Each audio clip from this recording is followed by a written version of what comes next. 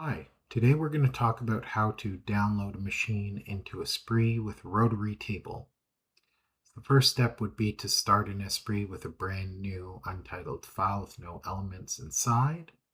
We can pick File, New, Default Image for this.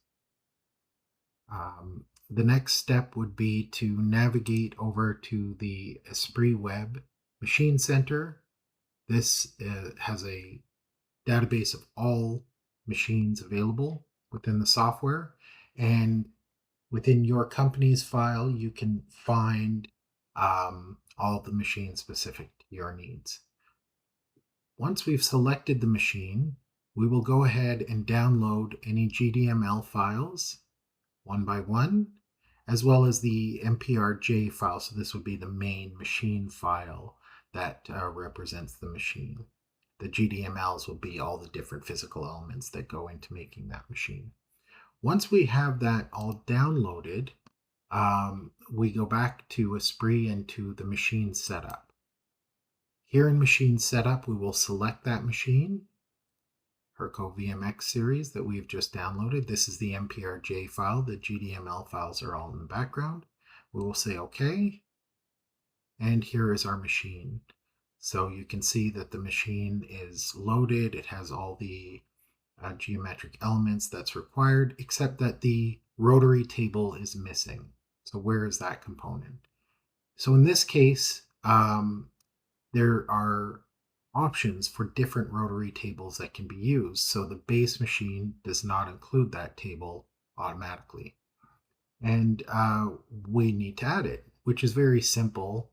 You can see right here at the top that there is an icon for rotary tables. We can add either a rotary table like shown in this image that sits on the end of the table, or we can load one in the spot that's missing, which is what we're going to do. So when we're looking at this machine, there's a lot of information to see, and we can use the icon here and some of these checkboxes to reduce all the information that we're seeing on screen or to make it transparent.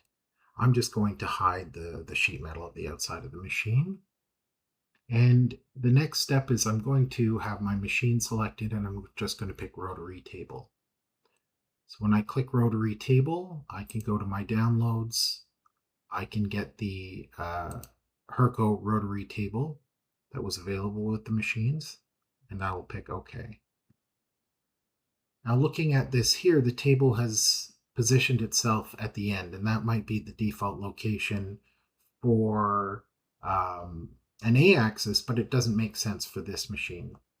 So the next step that we will take is we'll pull down on the mounting here, and it has two options, non-rotary and C-axis. So once we click C-axis, the table is positioned correctly, and everything should be set. Of course, there's translation tools, so we can move the table manually if need be, but in this case, everything has been set up by default.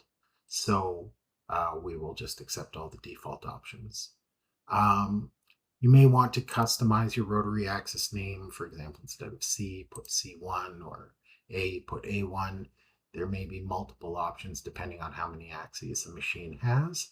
And now we're done. We can just say OK, and OK again if we don't have any more fixtures or elements to add. And there's our machine. If we look over here with our machine axes tab, you can see that C1 axis that we've just added, and we can rotate it. Notice this machine also has a B axis, so now it's a true 5-axis machine with a customizable C-axis rotary table. Thank you very much.